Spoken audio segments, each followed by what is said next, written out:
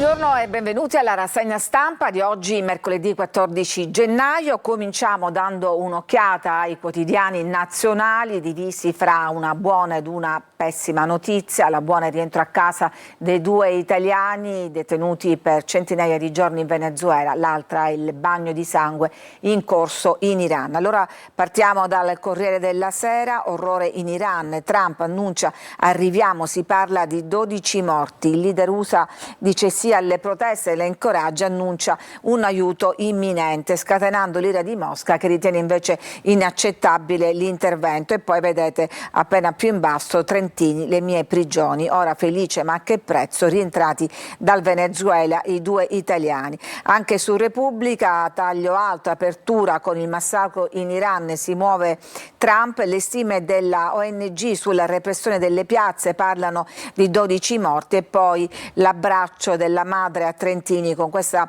carezza che indugia sul suo viso. Ancora vediamo La Stampa. Taglio alto con l'allarme dell'Istat che dice che la crescita è a rischio e poi il massacro in corso in Iran, Trump studia i blitz e l'opposizione parla appunto di 12.000 morti. E ancora l'Avvenire, giornale di ispirazione cattolica, regime di morte, bolla il regime degli ayatollah in Iran, la denuncia dei dissidenti, anche qui purtroppo questa stima di 12.000 morti. Ma andiamo nel dettaglio, il peggior massacro di sempre, scatta l'ora dei rastrellamenti, le testimonianze che arrivano dall'Iran sono agghiaccianti, sparavano ad altezza uomo, leggiamo su Repubblica, centinaia di persone sono state colpite agli occhi, feriti, arrestati persino negli ospedali e caccia ai funzionari infedeli. Sono i giorni del terrore, dell'assedio, del sangue sulle strade lavato nottetempo con le pompe d'acqua. Le università sono chiuse, i negozi restano aperti fino al primo pomeriggio la notte è coprifuoco di fatto. All'obitorio di Karizak, a sud di Teheran, continuano ad arrivare corpi su corpi ed è uno scenario che si ripete in tutte le città dove i ragazzi sono scesi per strada. Una strage appunto soprattutto di ragazzi e ragazze giovani scesi in piazza con la rabbia di chi pensa di non avere più nulla da perdere ma in fondo spera in un paese più ricco, più libero, più democratico. E tra le vittime anche uno studente, Yasin, rientrato dall'Italia per la rivolta, che come vedremo studiava all'Università di Messina. Ed è drammatico anche questo il reportage di Fabiana Magri sulla Stampa, perché a parte la strage nelle strade da oggi dovrebbero iniziare addirittura le impiccagioni all'alba e si parla anche di cecchini che sparavano sui manifestanti dalle terrazze delle case. Ogni mercoledì all'alba si rinnova la macabra tradizione delle impiccagioni pubbliche. I condannati a morte sono lasciati pendere legati per il collo ad una gru alta, così che sia visibile anche da lontano. E questa sorte toccherà, ma è solo il primo, oggi a Erfan Soltani, 26 anni, potrebbe essere la prima vittima delle ultime proteste, ma non certo l'unica. Ieri, ci racconta questa corrispondente, si è aperto uno spiraglio di luce sull'Iran perché continua il blackout digitale, ma soprattutto in uscita sono riprese le telefonate internazionali per pochi minuti, in alcuni casi qualche ora in modo sparpagliato, ma sicuramente hanno dato conforto a chi cercava di mettersi in contatto con i propri cari. La testimonianza: massacrano la gente per strada, soprattutto di notte, poi vanno casa per casa e arrestano tutti i giovani sotto i 30 anni. Le esecuzioni avvengono senza la formulazione di un'accusa se non quella di Mohareb, ovvero nemico di Dio. Anche telefonare è pericoloso, possiamo parlare solo per pochi minuti e solo di cose banali, una vera e propria stretta, un giro di vite nel sangue. Su questo scenario arriva l'annuncio di Trump, lo vediamo sintetizzato in questa vignetta di LK. Sto arrivando, dice Trump, che l'ha detto effettivamente, incoraggiando le proteste, il nostro aiuto è in arrivo. E però, allora, vediamo in che cosa potrebbe consistere questo aiuto. Sullo scacchiere iraniano Donald Trump ha in realtà poche pedine da muovere. Può lanciare una serie limitata di attacchi usando un numero ridotto di bombardieri con decollo dagli Stati Uniti o da missili cruise imbarcati su 3 navi della flotta. Perché? Perché non ci sono portaerei in zona e questo impedisce al momento una campagna di lunga durata contro gli Ayatollah. Il Pentagono dispone di molte squadriglie di cacciabombardieri, ma sono schierati in paesi arabi che difficilmente daranno l'autorizzazione ad un'azione offensiva, temendo appunto rappresaglie. E quindi la Casa Bianca deve scegliere se infliggere subito un colpo ad effetto oppure attendere il tempo necessario a rinforzare la presenza militare trasferendo appunto delle portaerei, e quindi si pensa appunto a questi attacchi psicologici o cyber attack. E perché? Sentiamo cosa dice un esperto, questo Michael Walzer, teorico della guerra giusta. Niente raid militari, perché altrimenti l'intervento americano sarà visto come un atto imperialista. Per il filosofo bisogna sostenere gli oppositori con un'azione più ampia, un'azione di ONU, NATO e coinvolgendo altri paesi del Medio Oriente. Questo è quanto sarebbe auspicabile. In questo scenario si inserisce anche una figura, quella del figlio dello Shah, deposto nel 79, lo Shah che nessuno vuole, titola La Stampa. Reza Ciro Pahlavi si pone come alternativa agli Ayatollah, ma le vecchie generazioni ricordano soprattutto il terrore durante il regno del padre, un passato che pesa e non passa, passato che passa attraverso altre 2 immagini, quello dello Shah, ultimo Shah di Persia, Mohammed Reza Pahlavi, soppiantato dall'Ayatollah Khomeini, guida suprema dell'Iran e artefice della rivoluzione. Lasciamo questo scenario internazionale per raccontarvi appunto, l'avrete seguito un po' su tutti i media, ritorno a casa dei 2 italiani, di nuovo a casa, Trentini e Burlò in Italia, accolti da Meloni e Tajani, ma soprattutto dalle loro famiglie. È fotografate in tutti i modi questo abbraccio commovente tra la mamma e Trentini, un abbraccio durato 20 secondi, lo rivediamo qua, e poi questa carezza sul viso del figlio che ha aspettato per oltre 400 giorni. E c'è poi il suo racconto in cella fra topi e scarafaggi: io nell'acquario delle torture non potrò mai dimenticare. Cos'era questo acquario delle torture? Era una grande stanza circondata da veti, attraverso i quali però non si può guardare all'esterno, ma tutti possono guardare all'interno. Non potevo parlare con nessuno né guardare, si restava seduti dalle 5 alle 21 quando ti davano la possibilità di sdraiarti. Una cella a 4 metri per 2 da dividere con un compagno, al centro un bagno alla turca e tutto davanti a chi voleva affacciarsi da quei vetri, materassi, lerci buttati per terra con gli scarafaggi accanto. Alberto ha raccontato così i suoi 423 giorni di prigionia, di ritorno da Caracas, niente botte, niente torture in senso stretto fisiche, ma condizioni orribili. Un racconto a cui fa eco quello dell'altro detenuto italiano Burlò. In quella prigione ho rischiato di impazzire, dicevano che ero una spia. Gli chiedo nel momento più difficile, avevo paura che entrassero in cella e mi ammazzassero ogni giorno, rivivevo quell'incubo.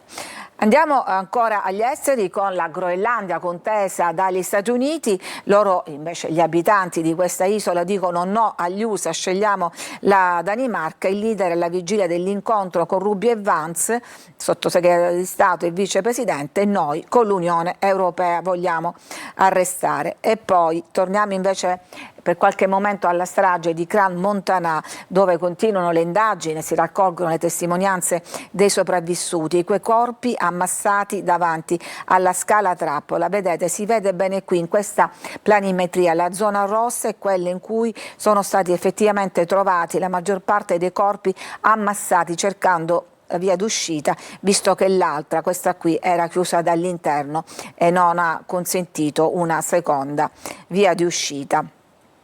E poi c'è un'altra protagonista di questa tragedia, un'altra vittima, eccola qua, è la ragazza con il casco. Vedete in questa foto che ha fatto questo ragazzo col suo telefono e l'ha consegnata alla polizia, che sembra ritrarre, anche se ovviamente si attendono ulteriori conferme, l'attimo esatto in cui proprio da queste fiaccole che la ragazza teneva attaccate alla bottiglia si è appiccato l'incendio al soffitto fatto di schiuma insonorizzante. Lei si chiamava Ciane perché è morta anche lei, la difende la famiglia e un'altra vittima non era formata alla sicurezza. Torniamo in Italia con la cronaca che ci parla di una sposa bambina, Ferrara, 14 anni, venduta dalla madre ad un uomo per le nozze forzate. Il 25enne è stato arrestato, la picchiava e abusava sessualmente di lei, sono originari dell'Europa dell'Est, è stata trovata in lacrime per strada questa ragazzina. E poi ancora storie di femminicidi, uccisa dal compagno e dall'amica, volevano la polizza da 1 milione, il corpo trovato a luglio in un bosco del Mugello, si pensava ad un incidente, ora i 2 fermi e una terza persona sotto inchiesta. E poi c'è la storia di Federica, sparita ad Anguillara, indagato il marito, ancora il corpo non si trova. C'è stato poi lo sciopero dei taxi, uno sciopero nazionale in tutta Italia contro la concorrenza che definiscono sleale da parte degli Uber, questo nuovo mezzo di trasporto. C'è poi ancora la famiglia nel bosco, sono cominciate le lezioni per questi bambini che vivevano un po' isolati nel bosco insieme alla famiglia, hanno incontrato la nuova insegnante, ci sono state le prime lezioni. Questa Lidia Camilla, tra l'altro ormai in pensione, dice che è andato tutto bene. E poi notizie dalle confini dei social, influencer per caso, e perché, quali sono le riflessioni? Che a volte foto che finiscono sui giornali, sui social per notizie, finiscono per diventare involontariamente delle pubblicità. È il caso della tuta Nike indossata dall'ex presidente del Venezuela Maduro durante il suo arresto. Ha fatto sì che questo completo da ginnastica andasse esaurito nel giro di poche ore, mentre in una delle fotografie uscite dall'Iran, in cui si vede un ragazzo su una statua con un paio di Air Jordan, le famose scarpe da ginnastica, la Nike, diciamo, ha risolto qualsiasi problema di pubblicità per il 2026, oltretutto a costo zero. Parliamo dunque di una sorta di marketing involontario, quello che capita mentre la storia si compie, è quello più efficace perché non vende solo un capo di abbigliamento, ma anche un momento storico. L'ultimo stadio del marketing è la riduzione a meme, quei video virali sui social che è lo slogan pubblicitario per semi-analfabeti. E con questa amara riflessione ci fermiamo per la prima parte di questa rassegna stampa. C'è una pausa, torniamo tra poco per dare un'occhiata ai quotidiani regionali. A tra poco.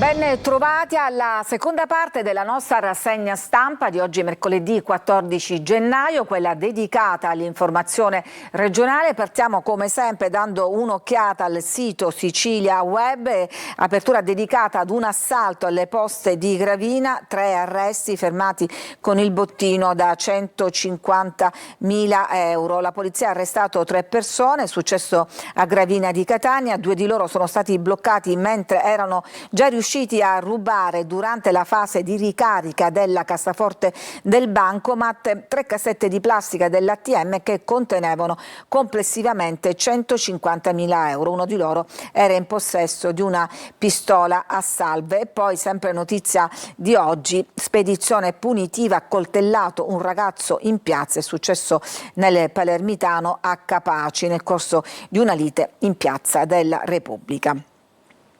E adesso continuiamo con i quotidiani regionali, partiamo dal quotidiano di Catania, la Sicilia, la sorvoliamo sulle notizie nazionali di cui vi abbiamo già dato conto. C'è una notizia di economia che riguarda la cessione della raffineria di Priolo, che chiude il contratto con Lukoil e sceglie il gruppo Ludoil, che in Sicilia ha già in altri interessi, è una comunque azienda italiana. E poi andiamo andiamo a vedere invece Repubblica Palermo, la protesta degli universitari che si stringono attorno al ricordo di un loro collega, uno studente iraniano rientrato in suo paese per partecipare alle proteste. E poi invece a Mata c'è un nuovo verbale, casa gratis per il nipote, l'ex segretaria inguaia l'assessore regionale. Passiamo poi al Giornale di Sicilia, apertura dedicata a quanto accade allo Zen, il quartiere teatro di tanti episodi di intimidazioni ma anche di abusivi. Linea dura agli abusivi, taglieremo acqua e luce, Comune e ACP preparano un'azione congiunta contro gli occupanti senza titolo delle case popolari. Non solo, chi si oppone allo sfratto sarà bandito dalle liste d'attesa per 5 anni. Andiamo ancora a vedere invece il quotidiano di Messina, parliamo della Gazzetta del Sud, qui c'è questa galleria di foto dedicate al sit-in di solidarietà per Yasin Mirzael, iscritto a Geofisica, rimpianto dai suoi colleghi, e poi un'inchiesta sulla massoneria, la parola passa ai giudici. Dopo l'inchiesta a Messina sulla denuncia del notaio Silverio Magno c'è anche lo stop alle elezioni nazionali del Grande Oriente italiano, di cui si discute davanti al Tribunale di Roma. Ma veniamo appunto alla protesta, alla sit-in di solidarietà dei colleghi di questo primo studente iraniano ucciso nel suo paese. A Messina c'è una folta comunità, sono circa 600 che hanno scelto questo ateneo per seguire gli studi. Yasin frequentava l'Ateneo Peloritano, è iscritto a Geofisica, è morto il 9 gennaio nel corso di una rivolta, colpito, pensate, da ben 18 proiettili. E qui vedete il gruppo di questi ragazzi iraniani, ma non solo, che affollano la Galleria Vittorio Emanuele. Gli iraniani sono molto forti, raccontano: se tutti insieme, tutti i paesi si affiancano alla nostra lotta, senza paura possiamo farcela, è l'auspicio appunto di questi giovani. Andiamo invece all'altra vicenda inquietante, quella del pupazzo, un pupazzo che rappresentava un frate, trovato questo pupazzo impiccato su un muro dello Zen. Sembra l'ennesima sfida. Don Giannalia, parroco della San Filippo Neri, in tanti pensano ad un'intimidazione. Per 15 giorni Don Giovanni nella sua parrocchia sarà sostituito da Don Filippo, perché lui per 15 giorni è andato negli Stati Uniti insieme alla madre per raggiungere uno zio malato. Qualcuno ha collegato il viaggio alle recenti tensioni, ma il parroco, che ha sempre detto noi non ci fermiamo, non abbiamo paura, andiamo avanti, smentisce. Doveva essere un periodo tranquillo dopo il Natale, il viaggio era programmato, non pensavo a tanto clamore. Fino a questa fine d'anno nessuno aveva mai sparato contro la Chiesa. E qui troviamo appunto, per chi non l'avesse ancora visto, questo pupazzo vestito da frate francescano, è trovato appunto appiccicato al muro, e qui c'è padre Giovanni Giannalia.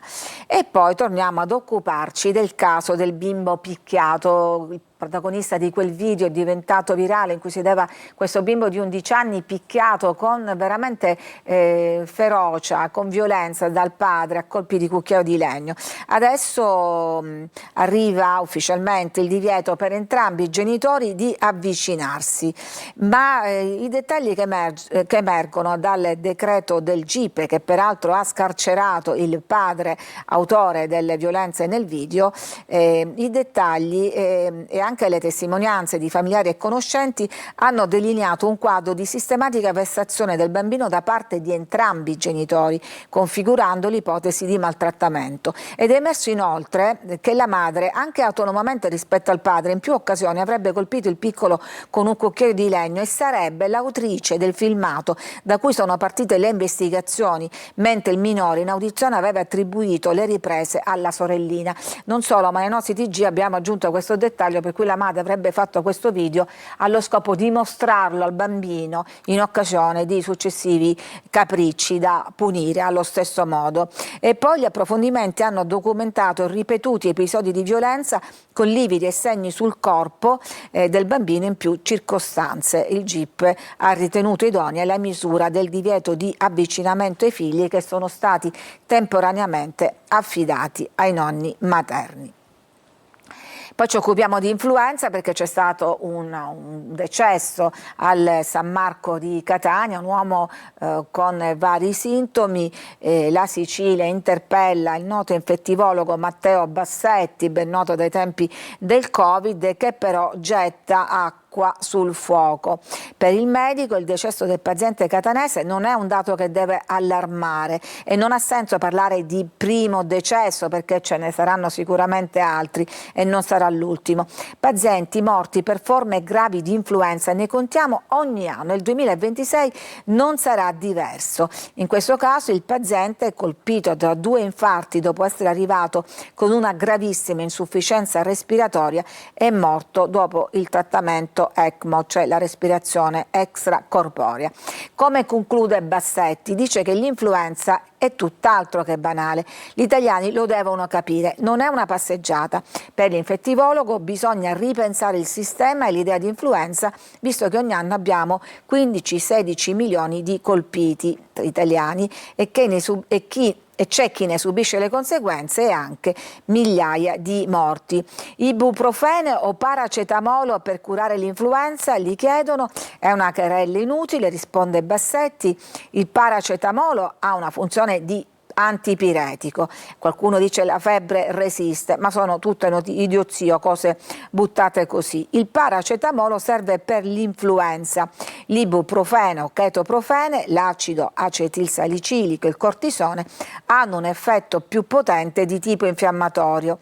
Allora io, più che l'ibuprofene in alcune situazioni dove c'è difficoltà respiratoria, consiglio il cortisone perché ha un effetto più potente. Naturalmente in generale poi è sempre bene seguire i consigli del medico che ci ha in cura.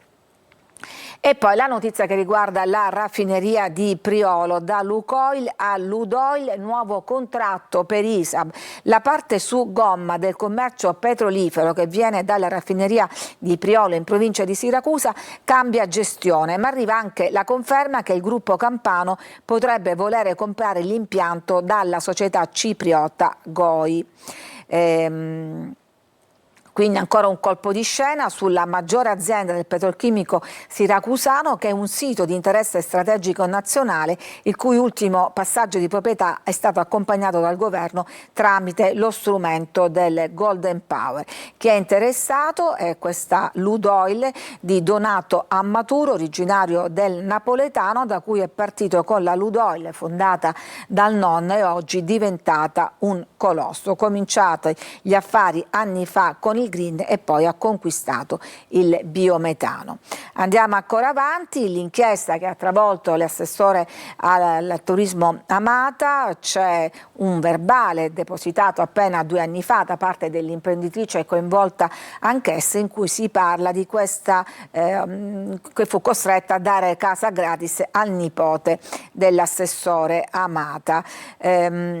Inchiesta insieme ad altre che hanno investito membri della giunta regionale, che costringe a far slittare l'annunciato rimpasto di Schifani, anche se il governatore vuole accelerare i tempi. Il governatore, alle prese con le pressioni degli alleati, spinge per chiudere il cerchio. Nel valzer degli assessori anche i 2 tecnici, Daniela Faraoni e Alessandro Dagnino. Andiamo ancora avanti, pasticcio nel bando per il personale, piano battaglia, nota stazione sciistica delle Madonie, resta off limits, da ripetere il reclutamento degli addetti per rendere fruibili le piste. Nonostante le nevicate, dunque non si potrà sciare, almeno non prima di 15 giorni. Bene per chi va a sciare sulle cime delle nostre montagne, male per gli studenti che invece devono fare lezione al gelo, situazione particolarmente critica a Siracusa, dove molte scuole hanno gli impianti guasti. Stiamo cercando fondi per correre ai ripari. La dirigente ammette il problema al collettore, invoca tempi burocratici. Gli studenti del liceo Corbinio l'hanno occupato, oggi c'è anche un corteo per protesta. E poi in conclusione si ricorda, Repubblica ricorda i suoi 50 anni, e il fotografo Olivero Toscano che raccontò l'altra Corleone. Fu un lavoro potente, ma volevo richiamare la vostra attenzione su questa notizia che fa un po' il punto. Ricordate, c'era il divieto di utilizzare i cellulari in classe del ministro Valditara, ma che cosa succede? Almeno il bilancio di questo primo quadrimestre, che gli studenti siciliani aggirano il divieto e continuano a utilizzarlo, in alcuni casi addirittura più di prima. Addirittura il 9% degli alunni ha dichiarato di usarlo più di prima.